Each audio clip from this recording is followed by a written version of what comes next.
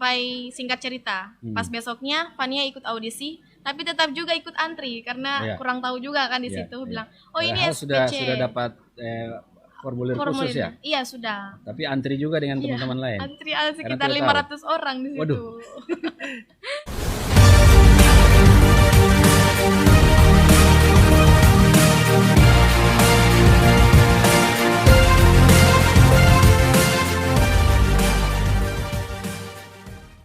Assalamualaikum warahmatullahi wabarakatuh. Selamat sore.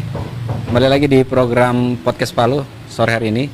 Sore hari ini kita kehadiran tamu anak muda yang pasti teman-teman juga akan kenal lebih jauh sebentar. Ananda Nur Fania atau yang biasa dipanggil Fania. Apa kabar? Fania. Alhamdulillah baik. Baik. Fania ini adalah kontestan Liga Dangdut Indonesia 2020. Lida atau disingkat Lida 2020. Nah, Fania sekarang kita akan bercerita santai soal pengalaman Fania bisa menembus Liga Dangdut sampai ke tingkat di Jakarta. Ya. Pasti banyak kisah-kisahnya kan, perjuangannya. Ya, Fania bisa diceritakan awalnya bisa masuk di Lida ini seperti apa, biar fansnya dan penonton kita bisa tahu ternyata Fania punya perjuangan sangat luar biasa. Silakan. Ya, ini berawal dari iseng-iseng berhadiah ya. Iseng-iseng berhadiah. Iseng-iseng berhadiah, alhamdulillah. Di sini Fania ikut di audisi spesial Han karena kebetulan diaudisikan untuk anak-anak sekolah. Ya, di sana pas Fania audisi itu ada yang dari Parigi, ada yang dari Touna, pokoknya banyak. Itu sekitar 50 orang lebih. Audisinya mulai dari jam 10 pagi sampai jam setengah 1 siang. Jam 1 siang. Terus Fania datangnya itu nanti jam 1. Fania datangnya jam 1. Terus katanya, oh ini audisinya sudah selesai gitu. Ya jadi Fania datang, oh sudah selesai. Jadi bagaimana Kak? Boleh nanti besok aja audisinya. Ada jalan berikutnya. Itu audisi umum. Oh gitu. Ya, audisi umum. Khususnya ada. Ya, audisi umumnya itu di RRI Palu. Terus pas katanya langsung coba tanya-tanya dulu dalam, siapa tahu ada formulirnya lagi. Oh ya ini ada sisa 1. Jadi pas masuk dicatat, katanya langsung masuk saja di ruang audisinya. Ya pas masuk perkenalkan nama, umur, sekolah di mana, dan disuruh nyanyi. Itu lagu wajibnya pertama Pesta Panen. Jadi pas Fania nyanyikan Pesta Panen, lagu lain jadi Fania berapa lagu? 3 lagu. Langsung 3 lagu ya? Iya, tapi separuh-separuh lah mungkin fullnya. Sepotong-sepotong, tapi sepotong-sepotong. Mungkin refnya dulu atau? Iya, enggak, mulai dari awal. Dari awal? Awal terus dibilang coba refnya, coba terakhirnya. Oh begitu? Tuh. Harus dikuasai berarti ya? Iya, harus dikuasai. Gitu. Jadi pas 3 lagu, nah Fania di sini dibilang langsung dikasih formulir aslinya. Jadi tidak perlu lagi Fania kayak kemarin. Kemarin itu yang ikut audisi umum harus print sendiri ininya, formulirnya. Ini langsung ada logo lidahnya. Iya, yang Fania punya itu yang dari Indosiar memang. Langsung. Iya, langsung. Gitu. Terus pas dikasih katanya langsung ikut tahap 2-nya. Tidak melalui tahap 1. Kan ini di RRI tahap 1 sama tahap 2. Terus pas sampai singkat cerita, pas besoknya Fania ikut audisi, tapi tetap juga ikut antri karena kurang tahu juga kan di situ. Bilang, oh ini SPC. Sudah dapat formulir khusus ya? Iya sudah. Tapi antri juga dengan teman-teman lain? Antri sekitar 500 orang di situ. Waduh. Ikut antri, terus ini katanya SPC. Jadi Fania lihat, oh ya SPC. Jadi langsung diisilah formulir Fania, terus langsung disuruh ke ruangan khusus? Iya, ruangan tahap 2-nya. Tahap 2? Iya, tahap jurinya. Terus tidak melalui tahap 1 lagi. Di tahap 2 ini yang lolos dari 500 orang itu, lolosnya itu cuma 9 orang. 9 orang, dipotong jadi 9 orang. Terus Fania audisinya mulai jam 8 pagi kan. Fania kena audisi itu jam 2 siang. 2 siang. Iya, jadi tunggu lagi sampai jam 2 siang. Setelah itu kita audisi ini disuruh catat lagi lagunya. 10 lagu yang beat. 10 lagu yang dipilih. Iya. Enggak, kita sendiri yang catat lagu. Jadi ini kayak ngetes sampai mana penguasaan lagu kita kan. Jadi 10 lagu beat, 10 lagu slow. Oh begitu? Ya, jadi 20 lagu ditulis. 20 lagu dan harus dihafal itu? Iya harus. Mampus. Jadi nanti pas di ruang audisi, baru dibilang, coba lagu ini, langsung refnya, nyanyilah. Jadi Fania waktu audisi itu ada sekitar 5 lagu. Lagu, terus dibilang ini langsung refnya, coba ini yang ralnya, coba ini yang terakhirnya, gitu. Jadi pas habis itu kita tunggu lagi telepon dari pihak Indosiarnya. Jadi sekitar 1 minggu lebih di situ Fania dapat telepon. Iya, menunggu. Terus itu sudah senang kan? Kiranya untuk waktu pertama dapat telepon Indosiar mau pingsan tidak? Nyaris kayaknya sih. Nyaris pingsan. Karena kaget. Ini nomor dari Jakarta kan? Oh ya, ini kru Indosiar jadi bagaimana itu? Jadi sambil gemetar begini tangannya pas sebentar telepon kan. Terus diterus terangkan ini tidak seperti kayak tahun lalu audisinya. Audisi tahun lalu itu dipilih 2 orang dan langsung lomba, langsung berangkat ke Jakarta untuk lomba. Nah ini tidak, ini audisi lagi dari 9 orang yang kemarin terpilih. Dari Sulteng? Iya, dari Sulteng. Jadi pas audisi di Jakarta juri artis jadi 4 orang. Jadi 4 orang. Iya, 4 dari 4 orang. Itu seleksi lagi jadi? Seleksi jadi 2 lagi. Jadi 2. Iya. Itu benar-benar memang 2 tahapnya dan 1 ini. Dan Fania berhasil masuk di 8 besar itu. 18 besar. Iya. Luar biasa. Jadi teman-teman Facebook Podcast Palu dan fans berat. Fania nama fanbase. Jadi fans berat dari Fania. Sekarang Fania ada di sini di Podcast Palu. Jadi tolong dibantu dong like dan share-nya untuk di Podcast jangan Palu. lupa dibagikan. Yang belum kenal, Fania ini kontestan dari Palu, dari daerah kita. Jadi ini kebanggaan kita untuk kita di Provinsi Sulawesi Tengah. Kita punya anak muda yang sangat membanggakan untuk kita khususnya di kontestan lagu dangdut. Baik Fania, waktu di Jakarta itu kan ketemu dengan orang-orang baru dan orang-orang hebat tentunya. Iya tentunya. Bagaimana Fania menyesuaikan diri dengan teman-teman di sana? Menyesuaikan diri ya ini gampang berbaur lah harusnya, karena nggak mungkin cuek sama orang dari luar gitu kan. Terus kita audisinya itu bukan cuma Sulawesi Tengah, ada 4 provinsi.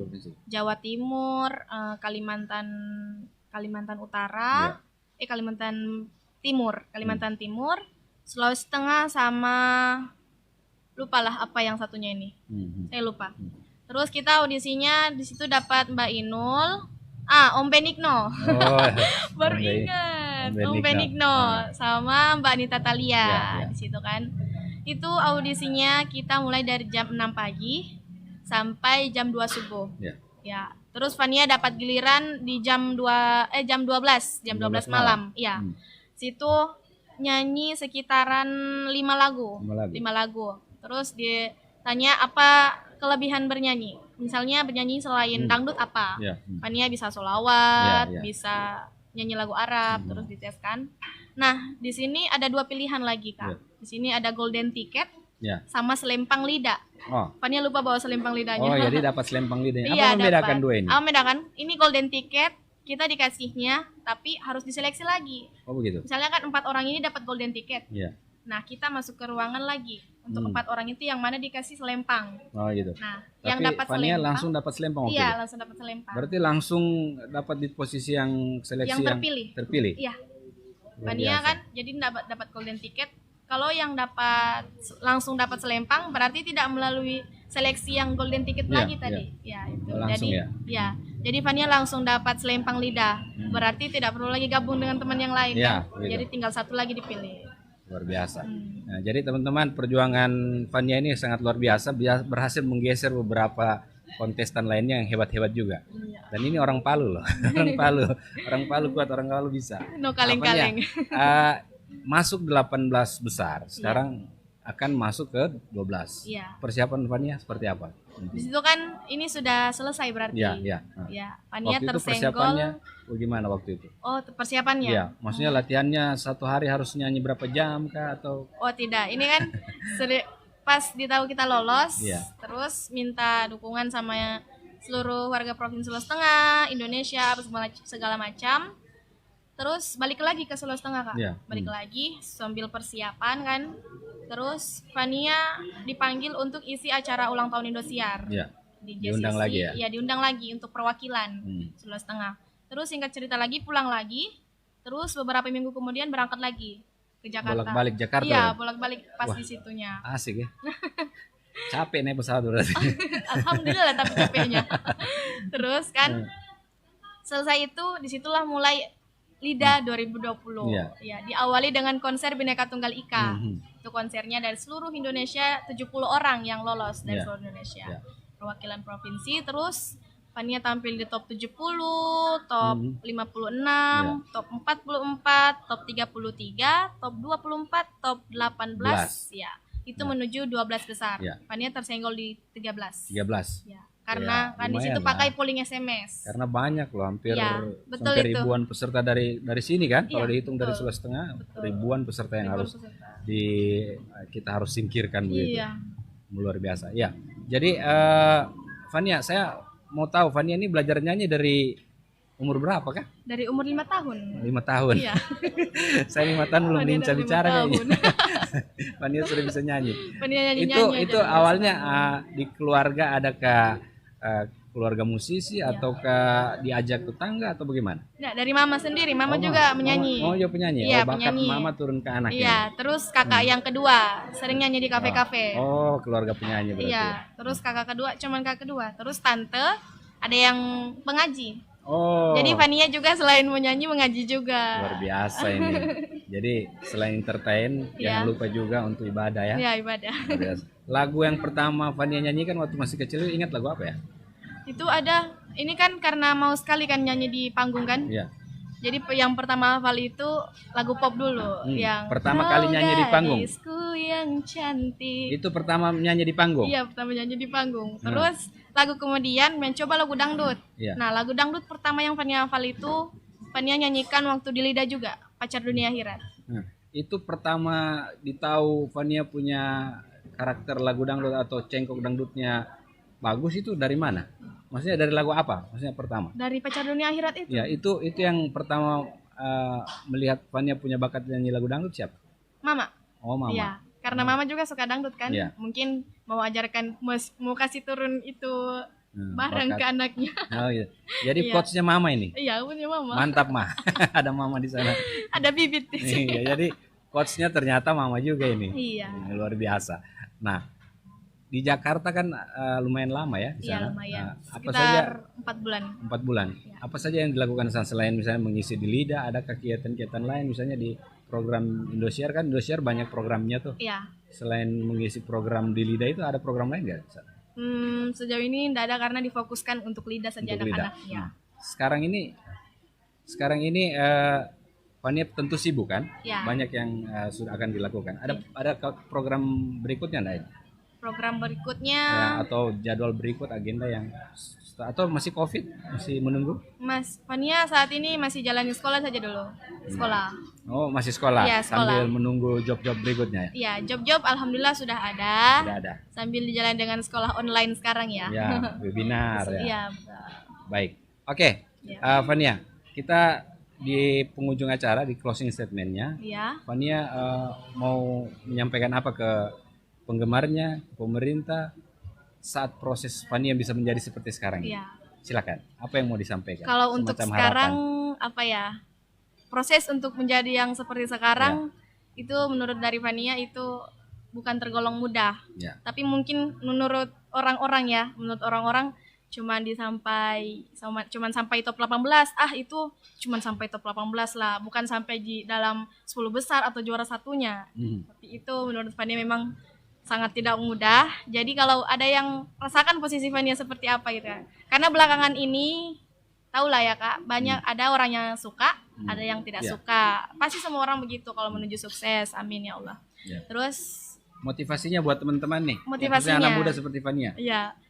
Motivasinya buat semuanya, kalau yang mau jadi seperti Fania usahakan lebih dari Fania, karena usaha kalian tidak akan mengkhianati hasil. Terus jangan sombong guys.